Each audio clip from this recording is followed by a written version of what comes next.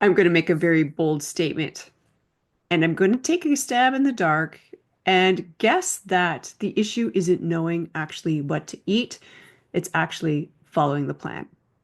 So, if you've got all the information, you maybe even have a great plan, but you know that something pulls you off track as you get going, and you're starting to wonder now if it is you. This video is for you. I'm going to let you know now it's not the plan. It's actually not even you.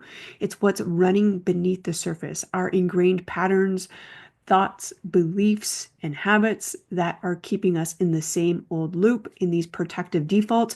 And in this video, I want to dive into what may be holding you back when it's not the plan itself.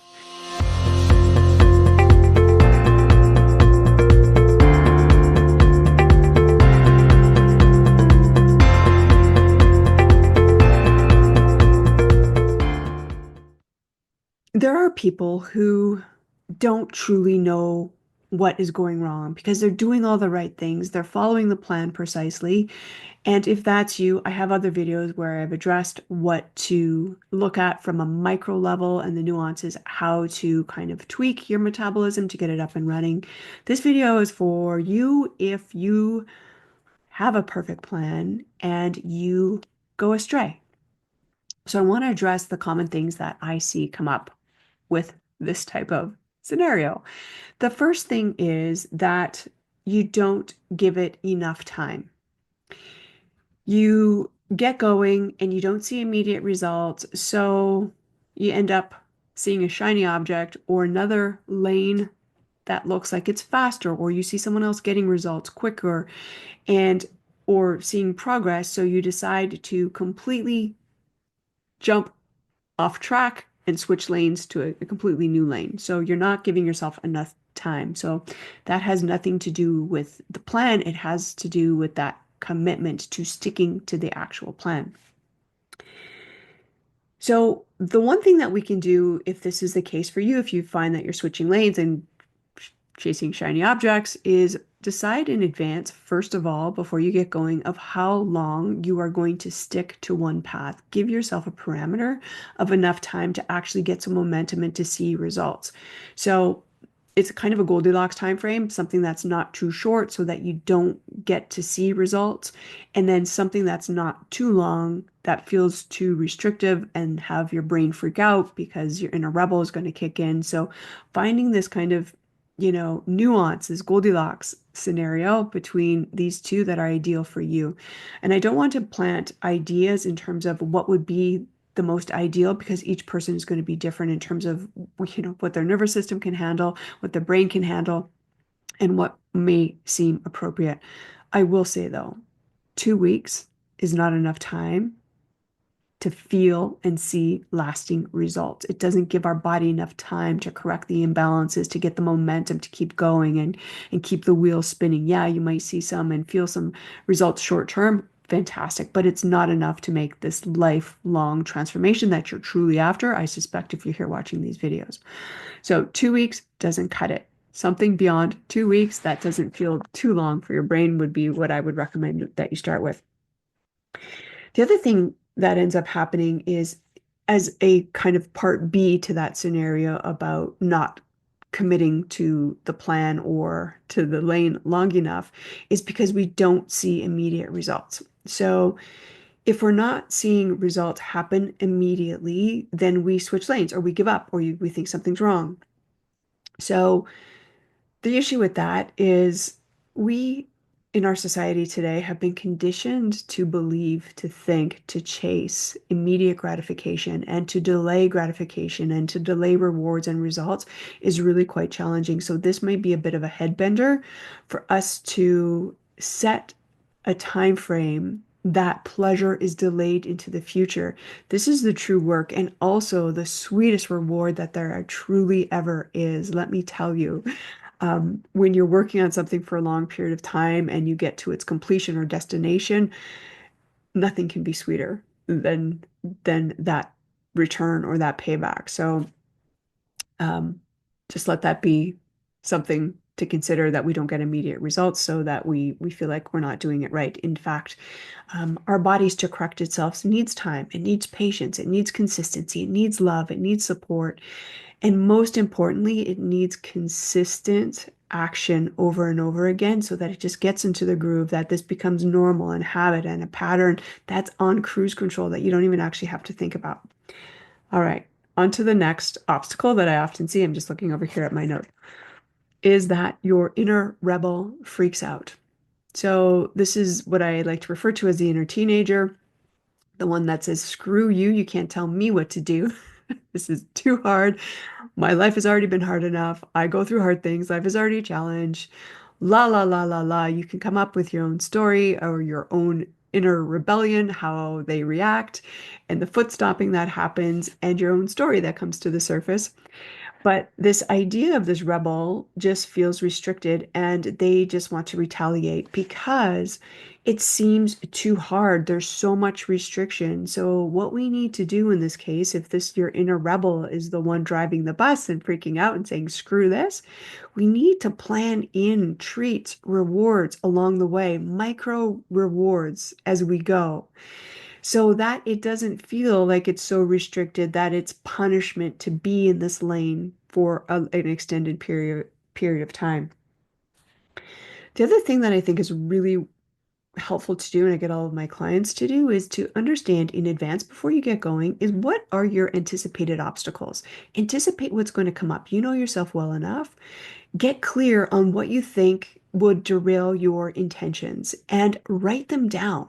And from a place of a calm, centered, higher evolved brain, when we are in this creative mode, that we're relaxed and that we're using our executive brain, and planning for the future, we can come up with a strategy from a calm place to understand what we will do when those obstacles invariably arise. So it's not a matter of if if obstacles will come up, they will. Life is going to happen. There may be stress. Of course, there's going to be stress. There's always stress, but there's life, there's lack of sleep, there's family obligations, there's chaos in the world. All kinds of things can shake up our plans. And also, even more minutely than that, your own internal saboteur can be driving the bus. So understanding how you are going to overcome those obstacles in the future is really helpful. And I think it's even more important if you write them down. Like, get really super clear that these are the anticipated obstacles and this is my plan to overcome them, so that you have a reference point to come back to when you want to say screw it and throw it all out the window and say this is too hard and this is too much and life just got in the way and life fell apart again. And we end up in this frustrated kind of cycle that it just doesn't work. I can't do it. It's just me. My metabolism is slow. I'm aging. I'm just going to forget about it. And everything is kind of just okay the way that it is. We don't want that. You deserve more than that. Um, at least that's my feeling for you. The other thing that I see quite often that can trip people up is this thought that it is hard. This is hard. And there may be some truth to that. In the beginning, doing something different or unfamiliar is uncomfortable. So it may seem hard. And I think there's also some language that can probably get cleaned up by that. Yeah, it may be different. It may take effort. It may take intention. It may take our consciousness um, to redirect our habitual train of thought. But is it hard? I don't know. And if it is, allow that to be truthful. And also understand that the opposite is actually true as well.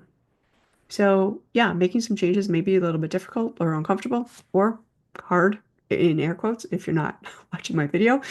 Um, but so too is staying stuck. So too is having all kinds of health issues. So too is feeling uncomfortable in your body and getting frustrated and mad at yourself and disappointed. That is also very hard. So each of those paths, the change can be hard or uncomfortable, but so too can be staying in the familiar, what is known path. So I just want to let that land for you, that both places may be hard, one path will lead you to a different outcome. One path will lead you to the same results that you've created over and over and over again. I just want to say that there is a video here. I'll see if I can drop it below. But I've discussed before in another training about the DARE method, DARE. This is something that you can do as you start out your quest in on a health journey or nutrition plan. First is to decide. Decide how long you are going to commit and then assess after you've sorry, it's actually, that's not true. It's act, to do the actions, to follow through on your plan. And then the R is to reassess.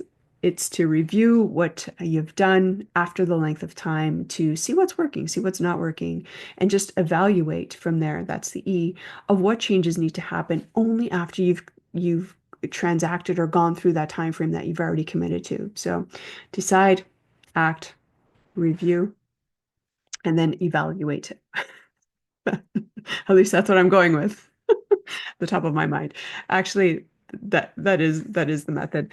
Um, so I just want to say that, you know, this is about progress. It's not about perfection. And these small incremental changes that may seem like micro changes are really the things that are going to get you to your destination, to help you keep going. And not to just think that it doesn't work. When we understand when something doesn't work, what we can do is learn from it and see what didn't work and how we can readjust the process to learn from it and then to change it so that we can actually find a way that does work. So that's my intention for you, is to help you find a way to get to your dream goal, to your desire, to that future version of yourself that you know exists, that's pulling you up, pulling you further to step into the greatest, best, most radiant, vital version of yourself. And I'll say thank you. This is the work that I do. I work with women, predominantly with women, with, yes, nutrition coaching, but also life and mindset and behavior and mind, and lifestyle coaching. So I would invite you, if you wanted to explore what I have to offer. I have some ways that you can work with me. I'll drop them here below. But I will wish you well and hope that you got something of benefit from this video. If you do, maybe share it with somebody or pass it on or leave me a comment or thumbs up and subscribe. Stick around. You never know what else might be coming out of my mouth or out of this office. All right. I'll wish you well and I'll catch you in the next video. Bye for now.